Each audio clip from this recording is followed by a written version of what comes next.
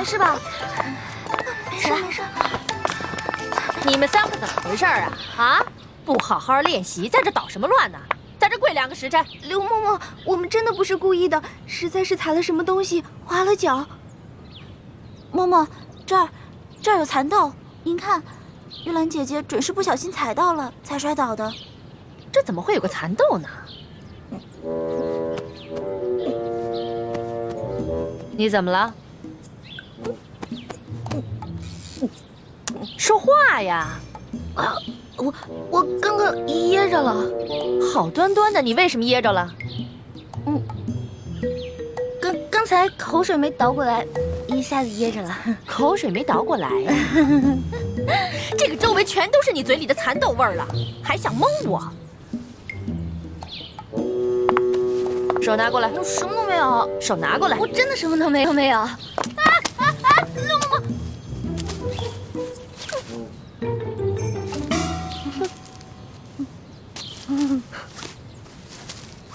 哼，你还想抵赖吗？看来我不给你点教训，你是真不知道什么是公规呀。来人呐，等一下。刘嬷嬷，您忘了，我呢可是中堂大人的。什么人违反公规都要受处罚？你以为我到现在还没回过味儿来吗？其实刚才我就想明白了，中堂大人怎么会派你这么一个不知道天高地厚的野丫头进宫来呢？你既然那么嘴馋，又担心挨饿，那我就罚你今天闭门思过，谁都不许给他吃喝。什么？我昨天不是罚你闭门思过吗？你居然敢偷偷跑出去！是啊，我闭门思过了，我一天没吃没喝，但是我总得拉撒呀。其实我早就怀疑你了，只不过是因为没有证据，我不便发问。这批秀女里边就属你胆子大，准是你昨天饿了一天，又打起那鱼鸟的主意了吧？哎，你有什么证据证明我拿了你的鱼跟鸟呢？捉贼得拿赃啊！我有没有冤枉你呢？我自然会查清楚的。不过这储秀宫呢，夜里会落锁，外人进不来，里面也出不去。我还就不信了，你能把那鱼骨头和鸟毛一块儿给吃了？来人呐，给我搜！这，哼，老东西，我就不信你能搜得到。对不起啊。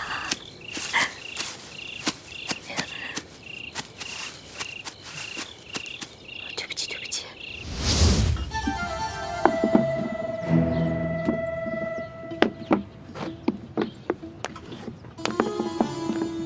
刘某某没有。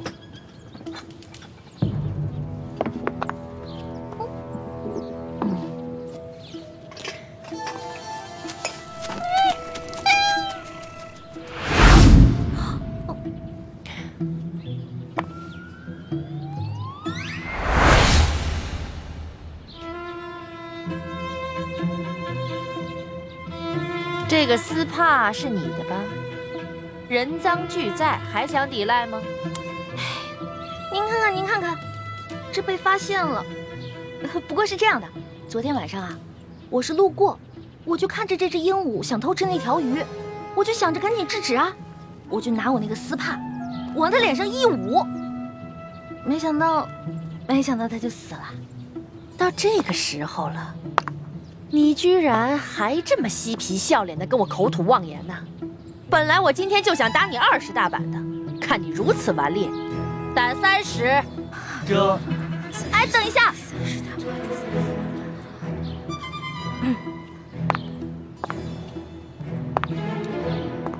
刘嬷嬷，您别忘了，我可是中堂大人的人呐。我要是连你这个鬼话都信，那我岂不是白活了这么多年？拖出去打！这，我说的都是真的，慢着。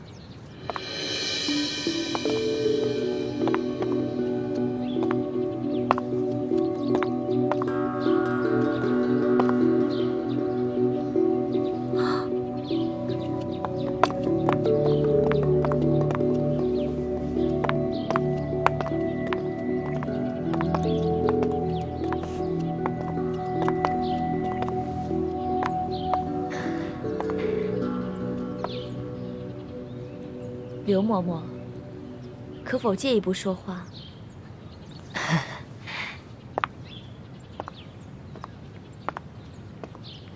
这个秀女，我瞧着倒是挺有眼缘的，就替她说个情吧。昨儿个皇上赏赐我很多珠宝玉器，只是这个镯子，我戴着太大了。想来这大小啊，正适合嬷嬷你呢。那就多谢厉贵人赏赐了。今天这事儿就看在厉贵人的面子上，我就不追究了。那就多谢嬷嬷了。这个秀女有些不懂规矩，不过长得嘛倒是挺可人的。嬷嬷不如把她交给我，我来替嬷嬷好好调教调教。厉贵人你亲自调教，那自然是易小主的福分了。易欢，还不谢过厉贵人？易欢，谢过厉贵人。徐姐姐，师傅们真的不应该把你安排进宫。这大清的皇上是咱们最大的敌人，你却要委曲求全，委身于他。一想到这儿，我这心里就堵得慌。你也别太怪师傅们了，他们这么做也是为了尽快找到铜匣，拿到藏宝图和议事名册，壮大咱们联盟的力量。可是这是牺牲了你一生的幸福啊！个人的幸福比起光复大明的大业，不足为道。更何况，我早就是一个无父无母的孤儿。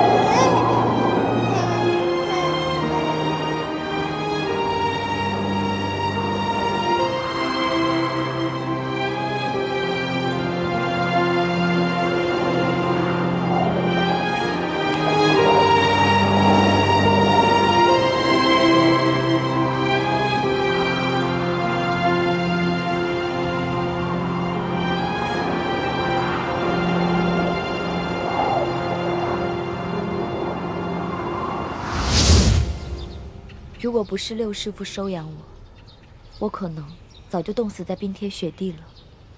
我跟六师傅名为师徒，实则亲同母女。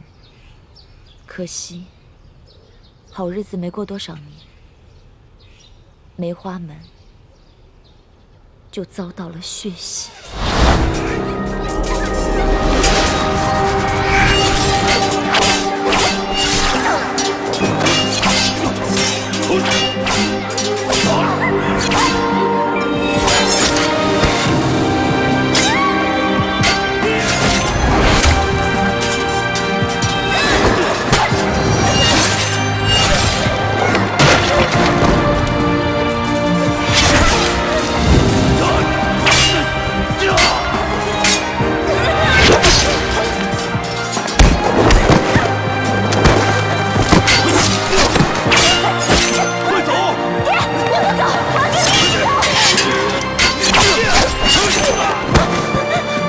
倾城去找靖王，为我梅花门报仇。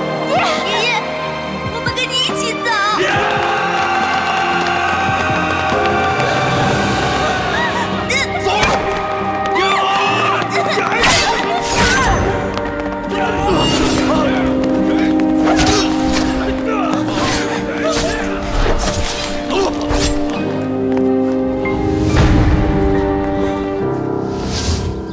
那个时候，我年纪还小，什么都不懂。六师傅告诉我，那些杀手全都是清廷的走狗，凡是不归顺清廷的武林门派，全都遭到了血洗。这么深的血海深仇，让你一个弱女子来报，实在是……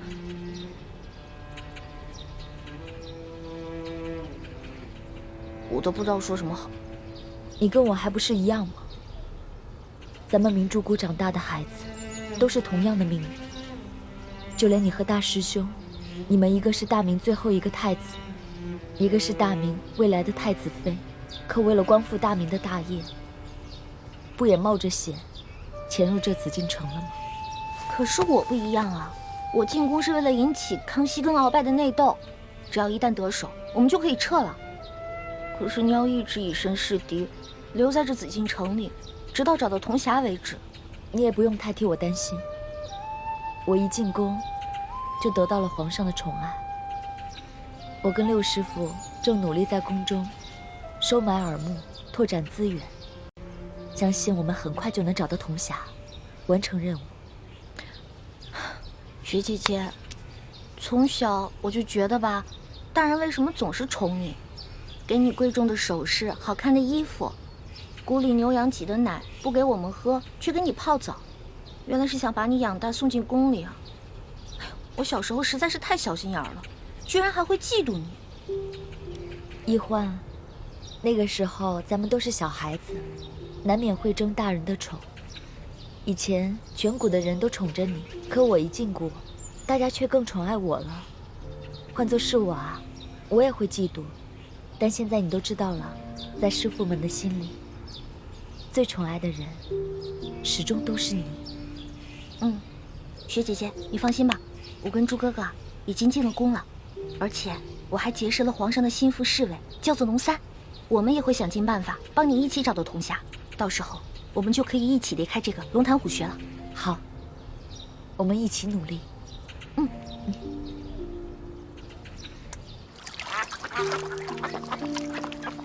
雪姐姐，你看我这个好看吗？走得还真稳。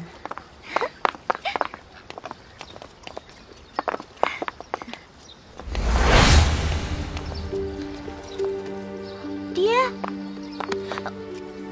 雪姐姐，那不是我爹吗？他怎么进宫当太监了？那不是你爹，那是李德福李公公，大内总管。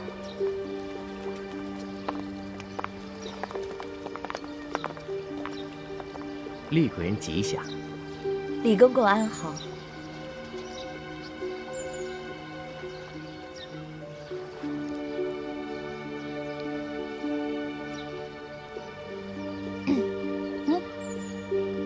秀女李一欢给李公公请安。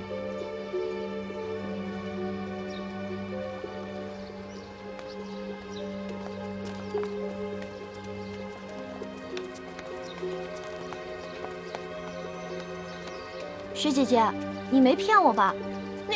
那个太监真的不是我爹啊？他真的不是。我刚进宫的时候，一看到他也把我吓一跳，差一点把他错认成大师傅。可我再多看几眼，就看出了差别。大师傅为人严正，心地坦荡，脸上的神情总是很严肃，喜怒都能看得出来。而这个李公公却是个深藏不露的笑面虎，你永远也看不出他心里在想什么。怪不得，你都被封为贵人了，他对你好像还不是特别的恭敬。这你就不知道了。来，这李公公啊，是这宫里的大内总管，在这宫里面很有权势，再加上深得太皇太后的宠信，所以啊，后宫的嫔妃们都特别巴结他，连皇后都不例外。我只不过是一个小小的七品贵人，他自然不会把我放在眼里了。怪不得呢。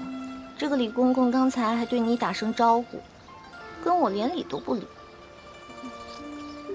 欢儿，你以后见到李公公一定要主动打招呼行礼。这紫禁城可不比咱们明珠谷。哦，为人处事一定要小心谨慎，稍有疏忽就得罪了人，别人在背后害你，你却一无所知，那岂不是很危险？哎呦，这皇宫简直不是人待的地方吗？你呀，从小一向在外面野惯了，如今也身不由己进了宫，还还真是难为你了。你和你那个结拜兄弟龙三联系上没有？别说了，根本就没有。我们这个刘嬷嬷，简直不是人，我根本就没有机会逃脱他那些眼线，我只好让朱哥哥帮我去联系了。那就希望大师兄能够联系到龙三，让这个龙三在皇上面前帮你周旋，这样，你还能安全一些。不然以我现在的身份，也保护不了你。雪姐姐，六师傅，放心吧，我现在已经知道这皇宫的厉害了。我发誓，我绝对不会再让雪姐姐、六师傅跟朱哥哥为难了。我绝对不会再给你找麻烦了。你说的话我们可不敢相信，但愿吧，但愿啊，你能老实一点。皇祖母吉祥。得了，不必拘礼。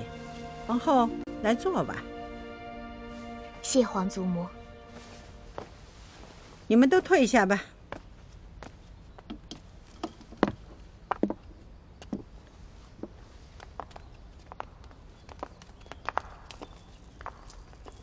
皇祖母，出了何事？哀家刚刚得知，这批秀女中混入了鳌拜的奸细。奸细？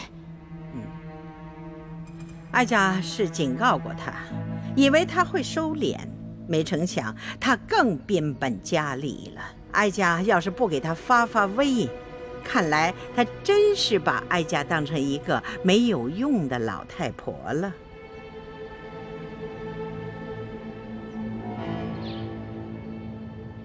我前几天和另外一个太医被院判大人留在院中值夜，没能找到机会出去。这几天夜里，我悄悄潜入御花园，每次等到半夜，都没能见到龙三。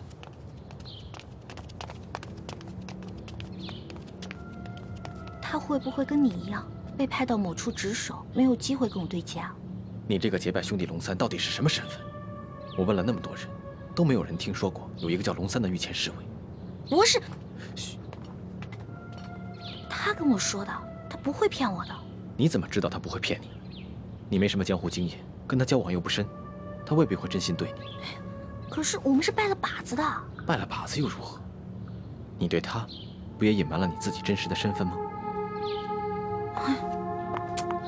都怪我，每次跟他接头都在京城第一酒楼，什么都没顾上，光顾着吃了，都没打探出他到底什么身份。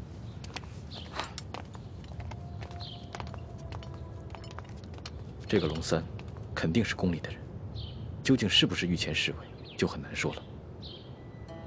这紫禁城里住着上万人，不见得人人都互相认识。我再找人四处打听打听吧。我让雪姐姐和六师傅也帮我打探打探。从昨天开始，康熙那个小色皇帝就开始挑选秀女侍寝了。他一旦选中我怎么办啊？在此之前，我得赶紧找到龙小弟，让他帮我在皇上面前好好周旋。好，你最好画一张龙三的画像给我，我拿着画像去打听。好，今天晚上给你画，明天找机会给你。好，散了吧。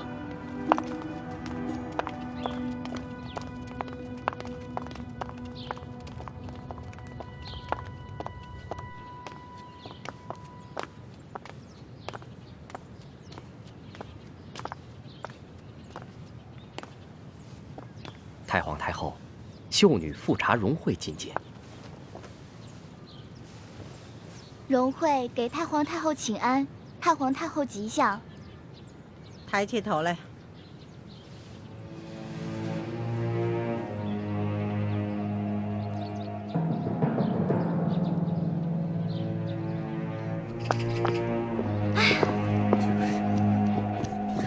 是吗？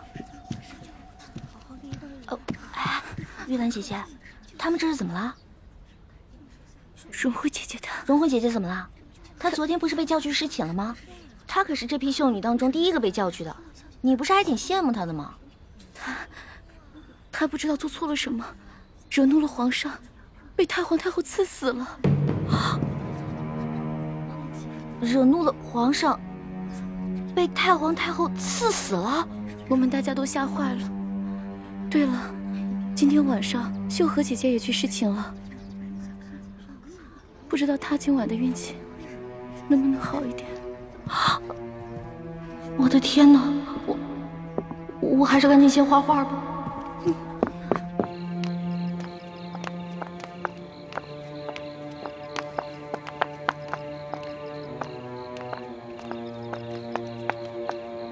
哎，猪哥哥，哎，康熙那个小皇帝简直太无情了，刚刚临幸完荣会，一转眼就不认人了，任由太皇太后就把他给杀了，真是伴君如伴虎。也不知道雪姐姐以后会怎么样。所以，我们要尽快想办法找到龙三。龙三的画像呢？啊，全是。怎么这么多？我有点不太确定自己画的像不像，我就多画了几张。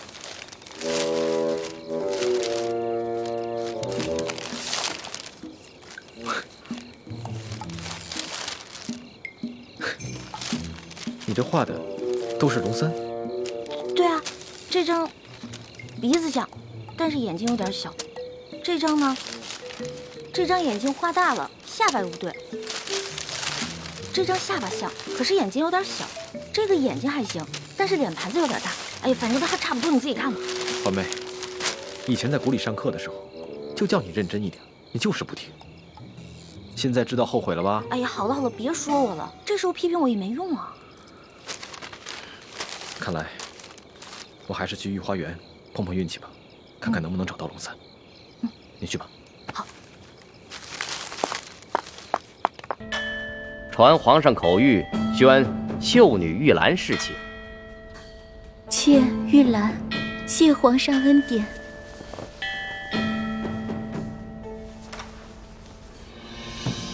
起来吧，随咱家前去沐浴更衣。李公公，秀禾呢？他为什么一直都没有回来？他不会再回来了，他也被太皇太后赐死了。哎，姐姐，公公，可知道秀禾犯了什么过错，被太皇太后赐死了？可否提示一下，也好让妾吸取教训。这个嘛，咱家也不清楚。主子们要赐谁死，那还不是一句话的事，谁又敢多问呢？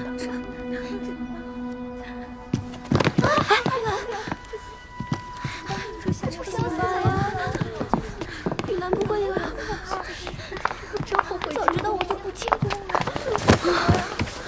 真像我这样。龙小弟啊，龙小弟，我要是再找不到你，恐怕我也顾不上什么执行任务了，只能一个字：脚底抹油，溜了。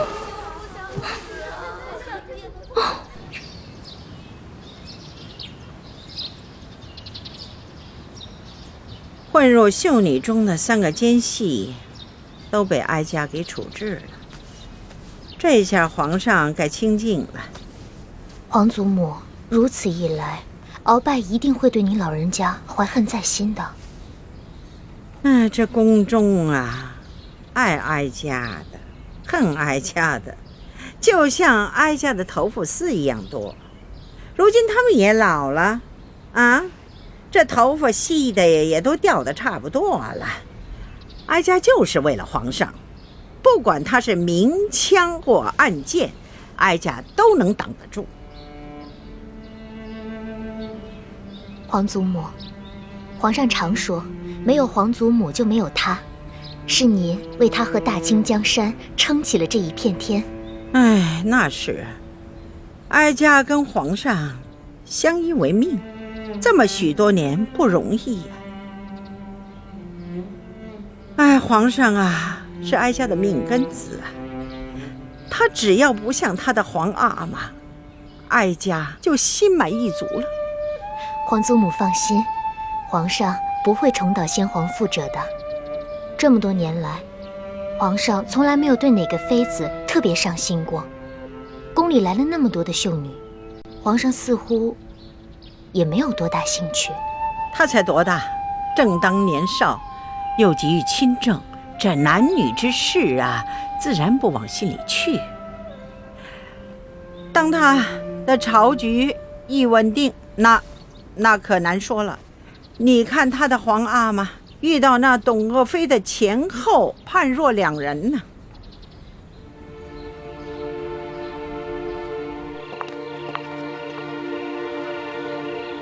玉兰也被刺死了。康熙那个小皇帝一定是疯了，居然一连3天宣了3个秀女尸体，等天一亮就借口他们事后不周，把他们交给了太皇太后。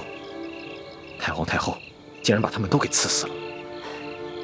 这事儿不对啊。康熙性情沉稳，不像是那种喜怒无常、嗜杀成性的人。而且倾城告诉过我，康熙召他侍寝的时候是很温存的，一点都不难伺候。那他怎么会一连3天要刺死3个秀女呢？这事一定有蹊跷。可惜我和倾城想了很多办法，都没有找到龙三。不然可以让奕欢去问问龙三，这究竟是怎么回事。六师傅放心吧，奕欢已经想到找到龙三的办法了。哦，是什么办法？既然奕欢找不到龙三，那就只能让龙三来找奕欢了。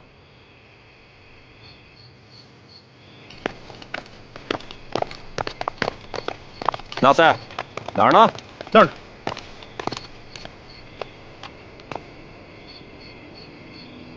哎，奇怪了，这谁呀？啊，居然这么大胆儿，在这紫禁城里给我放孔明灯。义父，此事蹊跷，这孔明灯上还印着2个字“龙三”，这会不会是什么行动暗号？哪塞，你带2个弟兄，把这盏孔明灯给我取下来。这，你们俩去御花园里看一看，到底是谁在放孔明灯，有什么目的？这。走，我们去保护皇上。这。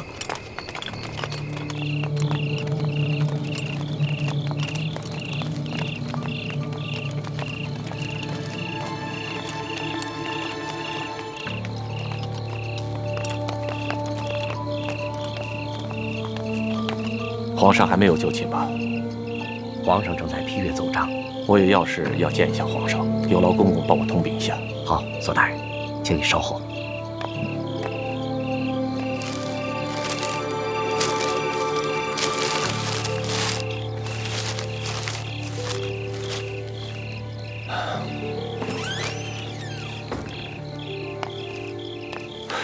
怎么样，李公公？左大人，皇上宣你觐见。啊，多谢了。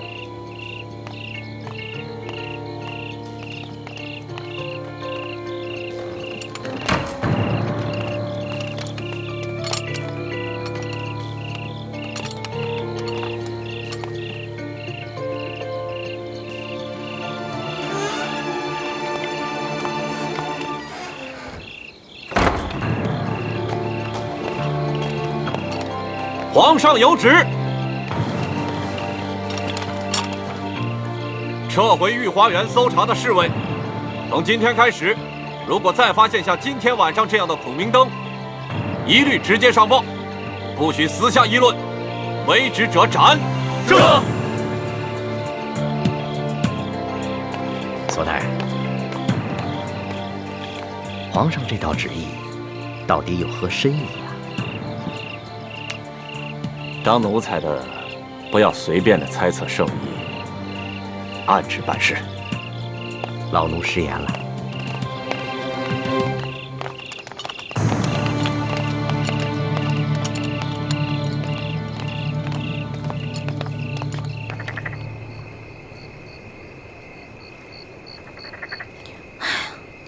这个龙小弟，你要是今天再不出现的话，我就跟你绝交。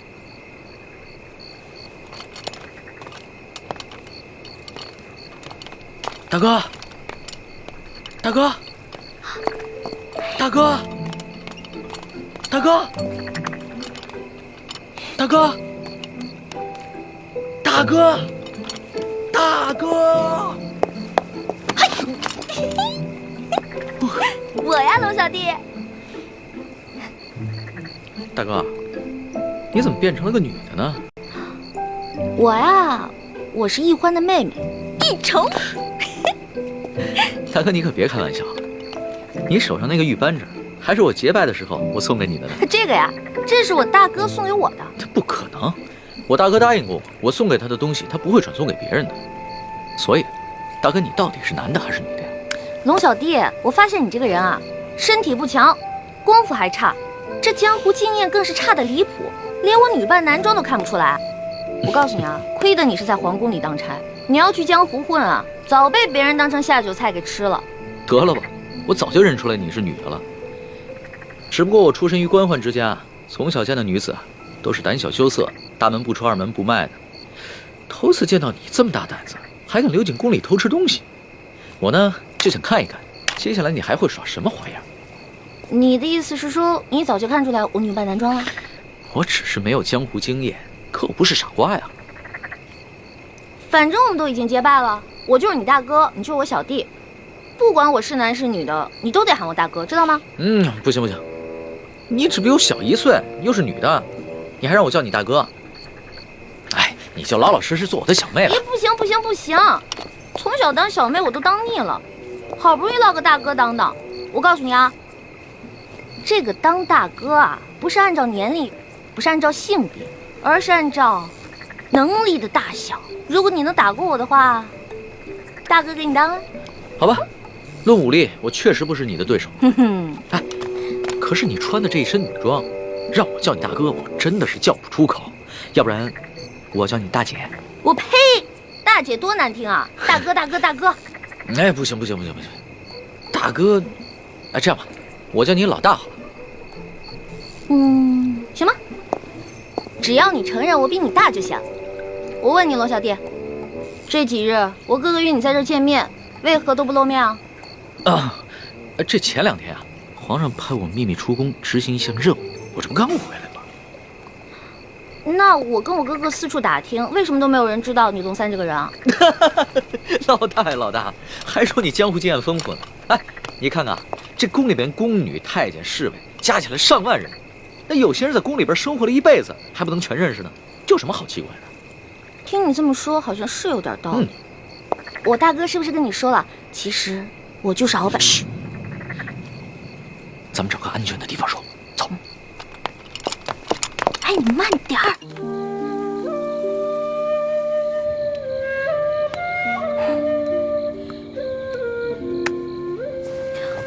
对了，龙小弟，如果你跟皇上揭发鳌拜图谋不轨、伪造秀女的事情，是不是可以治鳌拜一个大罪啊？老大，你想的太简单了。这鳌拜把持朝政多年，连先帝委任的辅政大臣苏克萨哈都敢杀，这伪造秀女的身份又算得了什么？就算皇上追究起来，到时候他自然有办法推得一干二净。而且，愿意为他顶罪的人多了去了。那怎么办？咱们拿鳌拜就没办法了？其实，鳌拜在暗中培训美女，送入宫中和各大臣的府上做耳目，皇上是早有耳闻的。只不过皇上刚刚亲政，没能把持实权，所以只能暂且隐忍了。可我万万没想到，他居然会找上你。嗨，我呀，本来可以施展轻功溜走的，但是我一想，我不是还有我的龙小弟吗？所以我打算把这些都告诉你，你跟皇上说，没准还能立个大功呢，是不是？没想到老大居然肯为我冒这么大的风险。哎，对了，老大，那个大补丸的解药要不要解？有没有解呀？哎，那个大补丸啊，当然当然要紧了。那个大补丸可是鳌拜独家秘制的毒药，我跟我哥哥拿它都没办法。但是我一想，为了你，龙小弟，我要心甘情愿，哪怕是上刀山、下火海，也在所不惜。老大，还是你对我情深意重。等皇上抓着鳌拜以后，一定会逼着鳌拜交出大补丸的解药的。唉，那个小皇帝我是指不上了。一连3天，临幸的3个秀女，天一亮就被太皇太后直接给除掉了。像这样的暴力昏君，你说他就算抓住了鳌拜，掌握了大权，与我跟天下老百姓有何关系啊？老大，其实你误会皇上了。那3个秀女啊，都不是普通的秀女，她们都跟你一样，是经过训练送到宫中来当奸细的。你是说，在这批秀女当中，还有其他秀女是鳌拜的奸细啊？当然，不仅鳌拜，还有吴三桂，还有一些心怀不轨的大臣，都在秀女当中培植有自己的亲信，妄图把手从朝堂之上伸到后宫中来，用来控制皇上。天哪，被你这么一说，好可怕呀！这原来看似平静的皇宫，有这么多阴谋啊！不过可惜那3个秀女了，她们有什么错呀？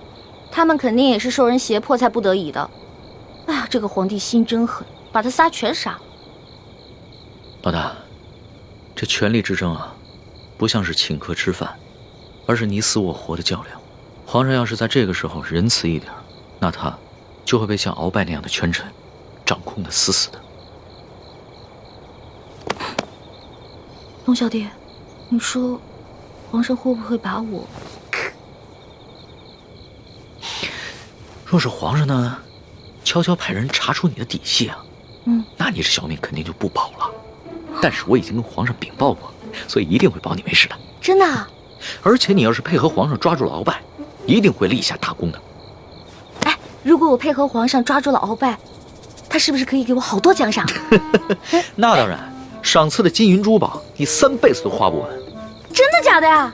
那这一趟冒险我可值了。说吧，让我怎么配合皇上？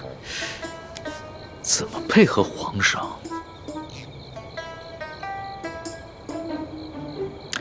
既然鳌拜如此希望你邀得圣宠，那我们不如来一个将计就计。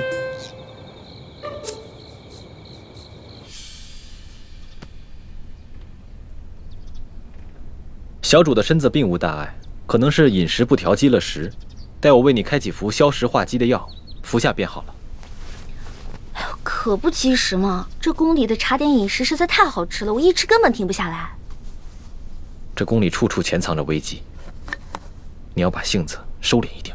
知道了，你怎么还是老毛病啊？到哪儿都想管住我。少跟我抬杠。说正经的，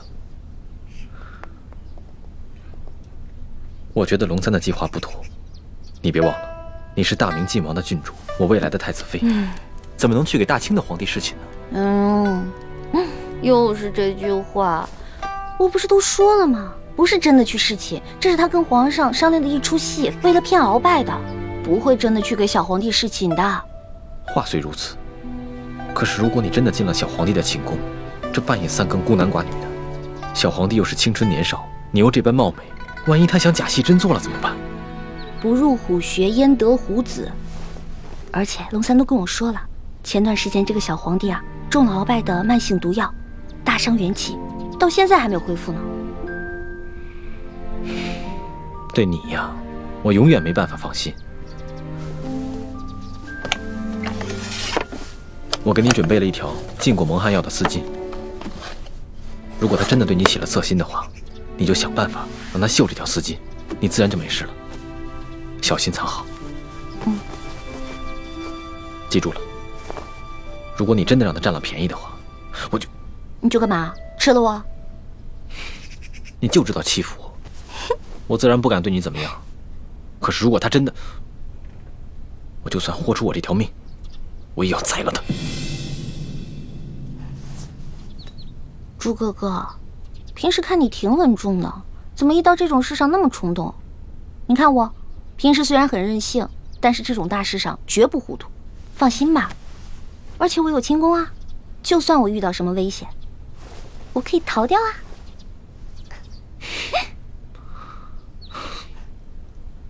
我这就为小主去煎药去。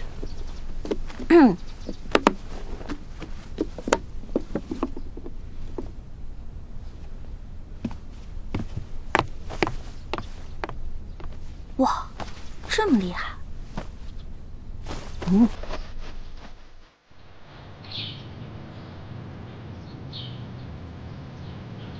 皇上有旨，宣易欢姑娘侍寝。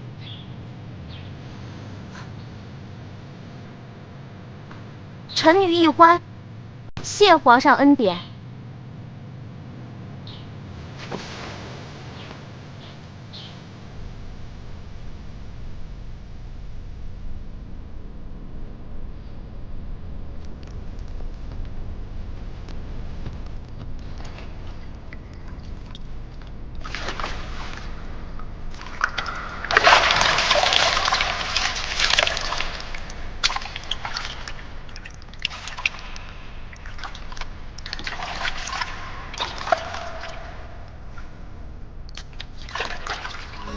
愿做他掌上的明珠。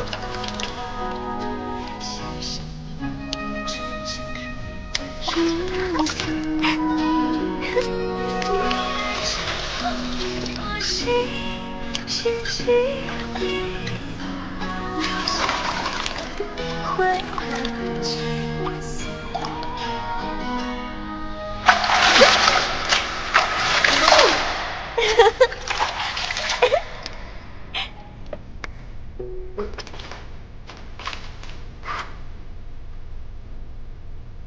李公公，李公公，我要换的衣裙在哪儿啊？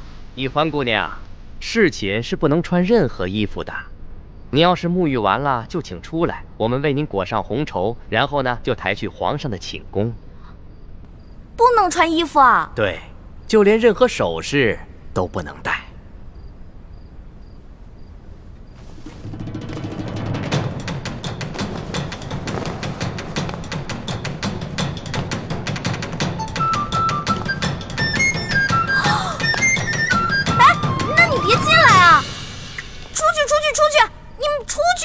不行，必须由我们亲自给你裹好红绸，顺便检视一下易欢姑娘的身体皮肤状态，看看有没有突发的瑕疵，以防止易欢姑娘夹带其他的物品。那哪行啊，男女授受不亲。要不这样，你们先出去，等我穿好了叫你们。敬事房太监主要负责皇上和后宫所有嫔妃的房中之事。易欢姑娘入宫之后，难道就没有学习过吗？学是学过了，但我现在不是还有点不习惯吗？这。哎，你们！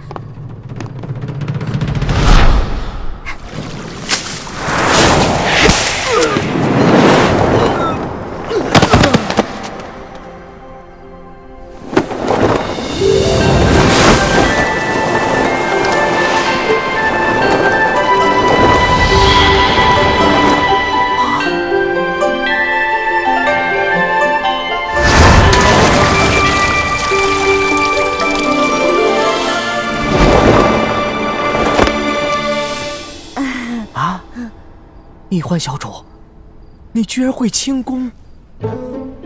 我爹啊是武将，所以从小呢，我跟他学过一些。哦，公公啊，我也知道这宫里的规矩啊不能破，但是有的时候，咱是不是可以商量一下？我进宫之前呢，我爹给我留了许多提己钱，明天我好好重谢三位公公，怎么样？好吧，那只此一次啊，下不为例。知道了。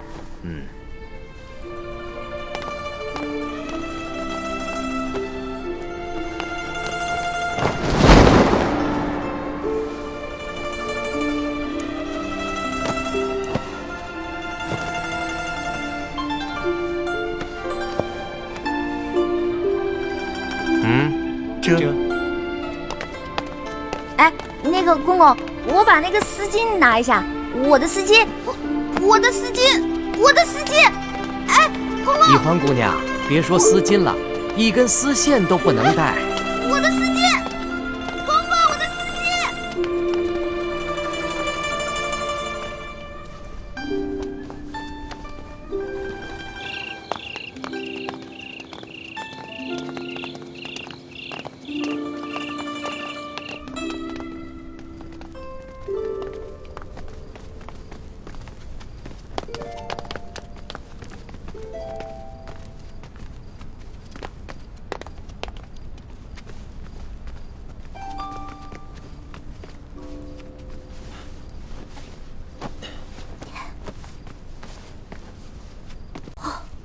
易欢姑娘啊，一会儿皇上可就来临幸你了，可千万不要忘了之前学过的规矩哦，好好的侍奉皇上。好，挂帘子。这。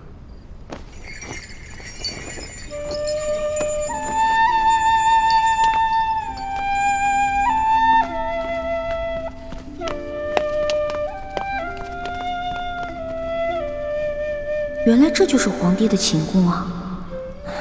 也不知道龙小弟究竟和康熙那个小皇帝说好了没有？猪哥哥给我准备的丝巾没有了，万一这小皇帝临时起了色心，假戏真做了，那可怎么办啊？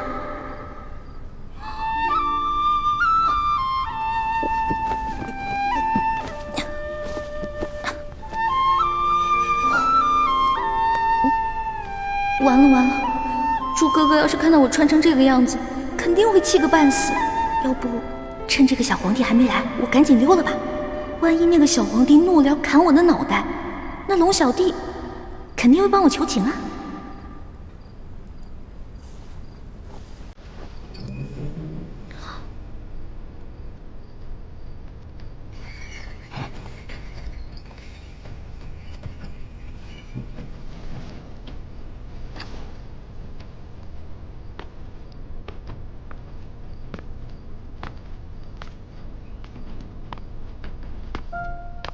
你要去哪儿啊？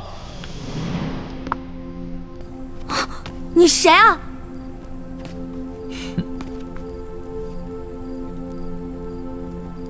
除了朕，还能有谁啊？你是皇上？你是皇上，为什么要戴面具啊？啊，朕喜欢在临幸后宫嫔妃之时，玩一些有情趣的小游戏。臣女一欢叩见皇上。皇上万岁万岁万万岁！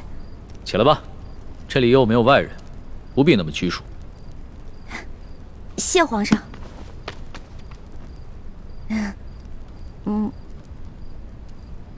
皇上，原来您这么和气啊！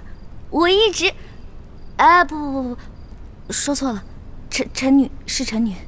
没关系，这里没有外人，朕允许你自称我，这样说起话来才更自在。对了，你刚刚要去哪儿啊？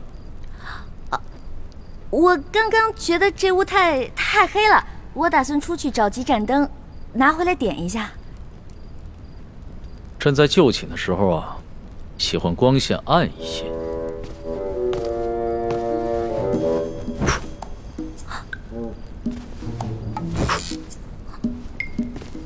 皇上，皇上！您别把最后一盏灯也吹灭了，我怕黑。别怕，有朕。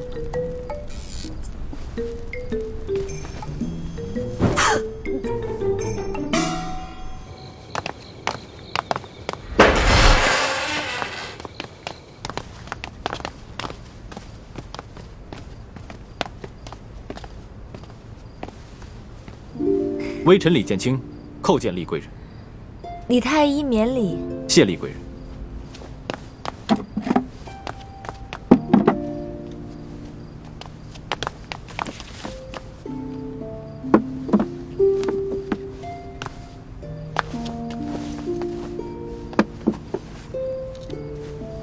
有劳厉贵人。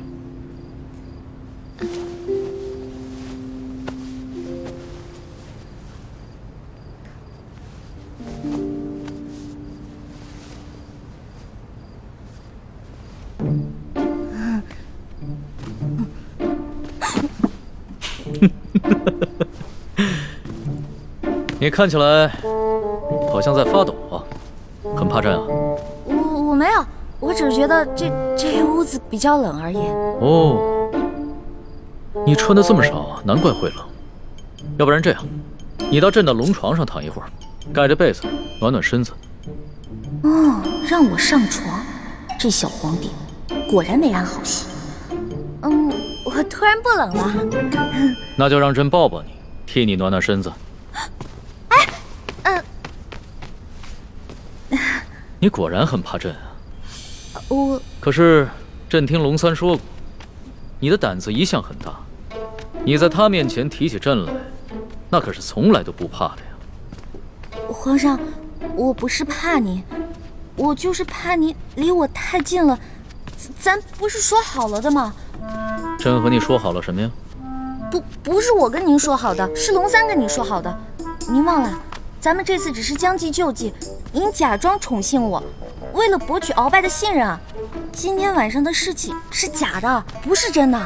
朕确实是和龙三定下了这条将计就计之策，只是这漫漫长夜，何苦虚度？咱们也不必演戏了，就让朕真的信了你，再说了，这全天下又有哪一个女子不想做朕的女人呢？皇上，这天下女子也不尽是贪图荣华富贵之辈啊。对大多数女人来说，她们与其与这个后宫佳丽3000争宠，不如找到一个白头偕老、心心相印的有情人。那唐代鱼玄机就说过呀：“易得无价宝，难得有情郎。”朕自13岁大婚以来，还从未有人跟朕说过这样的话。皇上，您生气了？你不会砍我头吧？你当朕是杀人狂魔吗？动不动就随便砍别人的头。你这句话非但没有激怒朕，反倒更加激起了朕的兴致。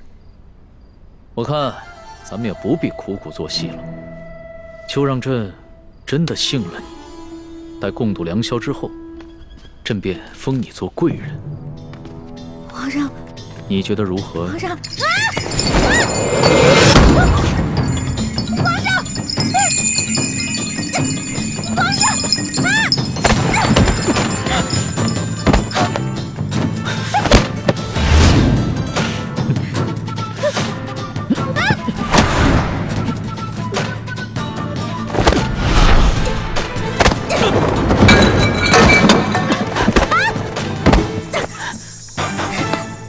皇上，谁让你们进来的？启禀皇上，奴才见到殿内没了灯光，又有打斗之声，还以为来了刺客，所以赶紧进来护驾。刺客？什么刺客？哪有什么刺客？没有朕的旨意，谁也不许进来。这……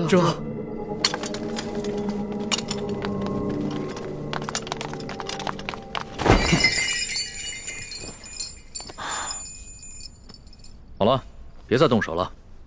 再动手的话，真把你当刺客，你这颗脑袋就真的搬家了。你哭什么呀？皇上欺负人！朕怎么就欺负你了？是你先对朕出的手啊！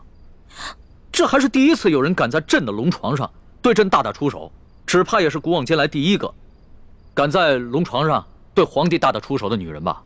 皇上强词夺理，明明就说好了还强迫人家，人家不想反抗还不让，反抗打不过人家就吓唬人家，哪有这样的？这有你说的那么不堪吗？好了，别哭了。要是被外边的太监给听见了，不知道的还以为朕欺负你一个弱女子呢。那皇上你离我远点，我就不哭了。你让朕远点，朕就远点，那朕岂不是很没面子？啊，龙小弟，你在哪儿啊？你还说皇上是个正人君子，结果皇上就欺负我一个弱女子。来，好了，别哭了。哎，朕不跟你这个小女子一般见识。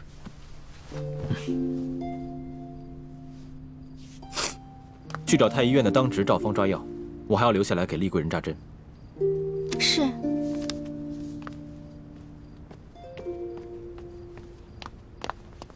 你去烧壶热水，一会儿我要替厉贵人更衣。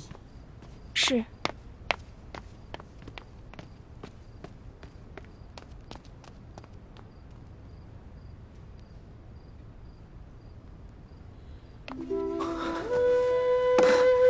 雪师妹，大师兄，太好了，我还以为我再也见不到你了呢。怎么会呢？你们师兄妹好好聊一聊，我在外面替你们把风。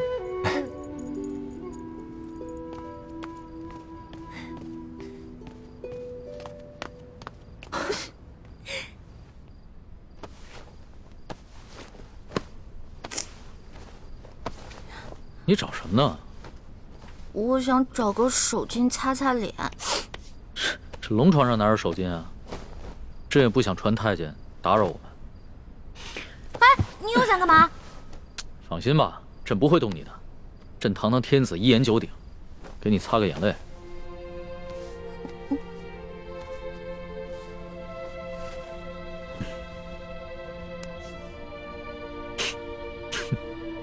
看看你现在这副样子，奎龙三还说你是他的老大，哎，他是现在看到你哭得跟鼻涕虫似的，还不笑话死你？其实我在龙三面前好多都是吹牛的，我没有他说的那么勇敢，我也没有多少江湖阅历，我也从来没被哪个登徒子轻薄过，何况是被全天下最有权势的轻薄过，我能不害怕吗？朕听出来了，你是拐着弯儿骂朕是个好色轻薄的登徒子是吧？臣女不敢，臣女没这么说。皇上，臣女能不能请求皇上一件事儿啊？说来听听。您能不能别把今天晚上的事儿告诉我龙小弟啊？如果你告诉他的话，以后我就没脸在他面前充老大了。哎呀，朕又不是长舌妇，不会告诉他的。哎，不过朕保全了你在结拜兄弟面前的形象，你要怎么答谢朕呢？皇上，您可是全天下最有权势的人，也是最有钱的财主，您就为这么点的小事儿勒索我一个身无分文、身无寸缕的小女子啊？又是朕的不是啊！你怎么说来说去都是朕的不是啊？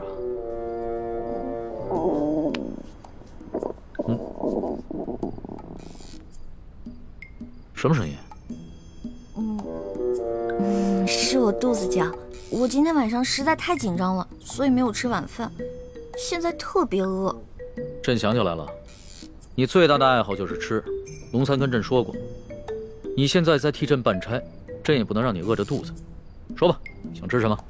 谢皇上，我想吃烤鸭、炸虾丸子、蒸乳酪，还有黄焖小羊排，还有素八碟、珍珠翡翠羹、水晶包子、豌豆黄，再加一壶桂花酿。哎，皇上，您怎么知道我喜欢吃什么呀？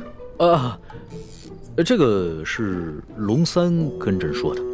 龙三跟朕说呀，你们两个头2次见面的时候啊，你都在跟他抢吃的，朕听着有趣儿，所以印象也就特别深刻。这个龙三，以后再也不理他了，怎么把我什么都告诉人家？朕可不是人家，朕是皇上。来人，掌灯，传膳。倾城，你进宫的这些日子以来，过得还好吗？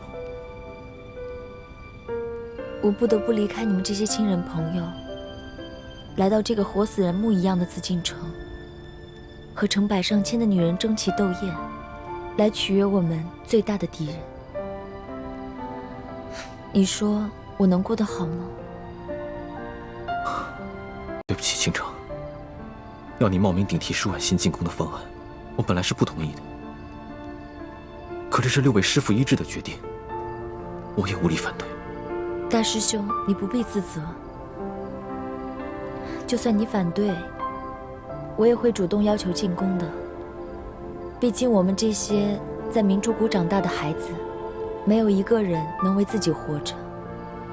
就连单纯任性的小师妹，不也阴差阳错的进了宫吗？是我太无能了，还要让你们几个女孩子冒这样的风险，忍受这样的侮辱。今晚，一欢也要被召去侍寝了，也不知道现在怎么样了。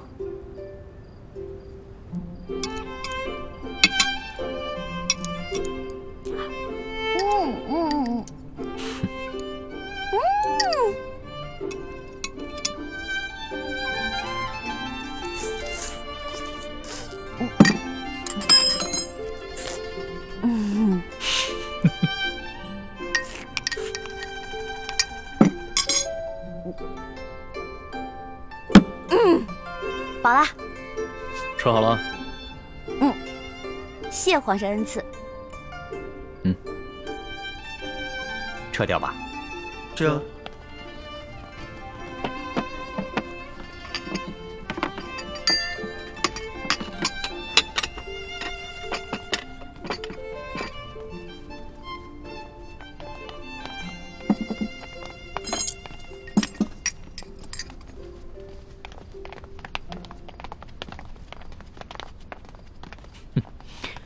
看你吃东西啊，还真是有趣儿。你一个女孩居然能吃得这么香，你这小小的肚子里，到底是怎么装得下这么多东西的呀？要论得上吃啊，这朕的整个后宫，无人及得上你。哎呀，那是他们装的。因为您是皇上嘛，他们在军前得注意自己的礼仪，所以要压制自己的食欲嘛。孔圣人也说过呀，人生3大乐趣，食、色、性也。所以呢，这个美食是人生最大的乐趣之一。说得对。食色是人之本性，现在食之乐趣你已经享受过了，要不要再享受一下色之乐趣啊？看来这个色狼皇帝还真是狼心不死啊！哎呀，要是猪哥哥给我的丝巾在就好了，让我骗他闻一闻，就能让他乖乖睡着。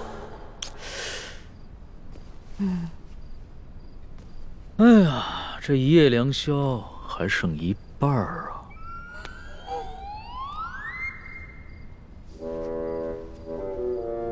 你要不要到朕的龙床上休息一下？哎呦呵！你又想干嘛呀？啊，皇上，吃太多了，我撑到嗓子眼儿了，我想运动消化一下，可以吗？行。要是连这个朕都不准，那朕岂不是很不懂得怜香惜玉啊？你既然想消食，那就请便吧。谢皇上恩典。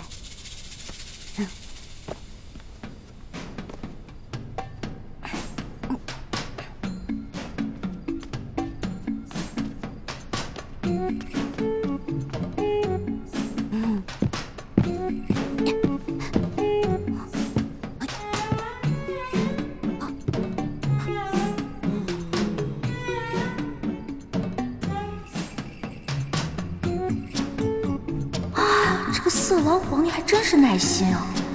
看来是打定主意要吃了我，我总不能就这么运动一晚上吧？这可怎么办？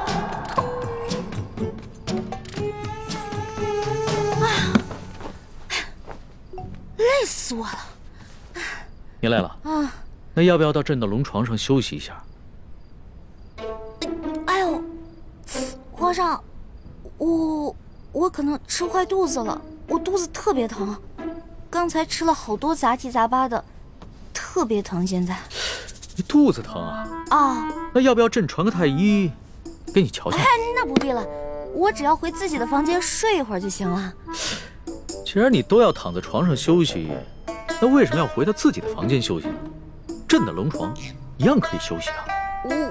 我这可不一样啊！我肚子疼，我可能会拉肚子，我在您这儿拉肚子不合适，是不是？我得保持在您面前的仪态，所以还是让我回去吧。你要是真吃坏了肚子想方便，那朕的寝宫里面也有金泥桶，你用吗？我方便在您这儿？哎，不合适，皇上，您可饶了臣女吧。人食五谷生百病，吃喝拉撒那都是正常的事情。要是连这个朕都接受不了，岂不是有违人伦？哎，你别紧张，要是真吃坏了肚子，你就在朕这儿方便，朕不介意。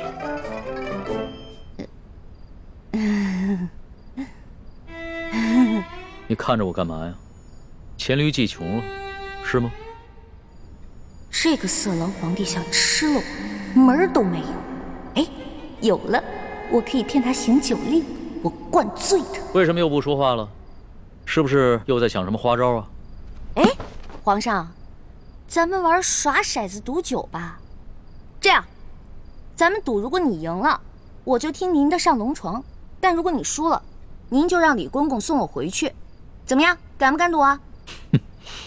这倒是挺有趣的，还从来没有人敢跟朕耍骰子赌酒的。好，朕就依你。来人，上一壶酒，再加2副骰盅。哎，等一下，上一坛酒。皇上要喝酒，咱们就喝大的，杯算什么呀？咱们用碗喝怎么样？好，那朕就看一看你的酒量到底有多好。什么？对啊，我以前被召去侍寝，都是这样的程序。这是清宫特有的规矩，任何侍寝的女人都不能幸免。那易欢，现在岂不是很危险？大师兄，你先别担心，小师妹机智聪明，她自有办法应对。易欢虽然有些小聪明，可她毕竟年少单纯，又毫无应付男女之事的经验，而且这是在宫里，他要面对的不是普通的男人，而是掌握天下生杀大权的皇帝。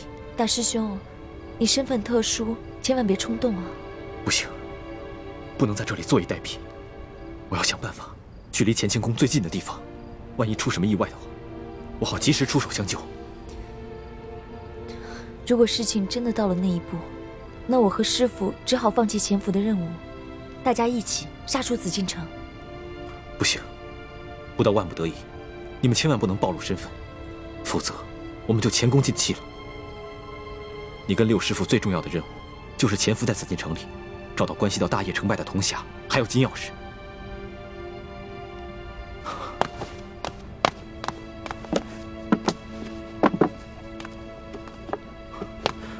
我先走了，你多保重。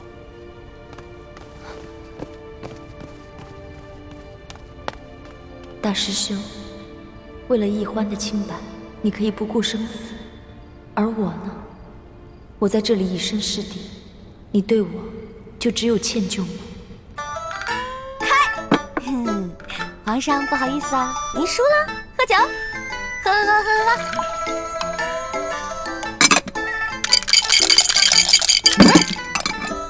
皇上输了，接着喝。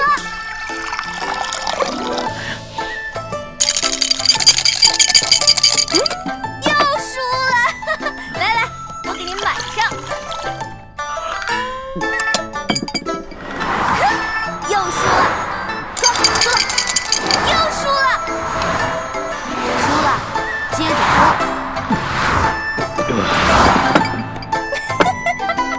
皇上，你又输了，喝吧，喝。怎么老是朕输啊？本姑娘从小玩骰子就赢遍全明珠，古无对手。你这个第一次玩骰子的笨皇帝不输才怪呢。哎呀，皇上，您啊真是海量，而且您酒品好啊，每次赌完了以后吧，您都不赖酒，都喝，是不是？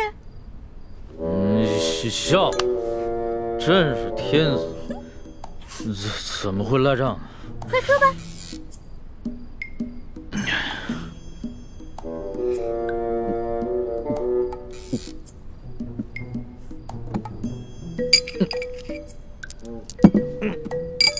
皇上，咱们再来一局呗。不行，皇上，不行，真不行。哎，去哪儿啊？这酒还没喝呢，皇上。皇上，皇上。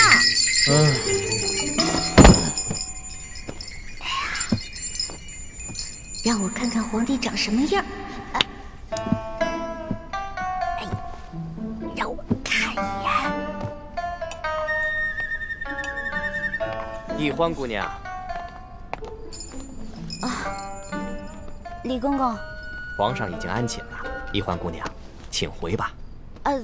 可是我还想再待一会儿。皇上已经安寝了，易欢姑娘还是回去吧。可我还没看见皇上长什么样呢。哎，这就扛走了就。哎呀，再让我看一眼呗。哎呀，可是我还没看见皇上长什么样呢。哎呀，你这么小气呢？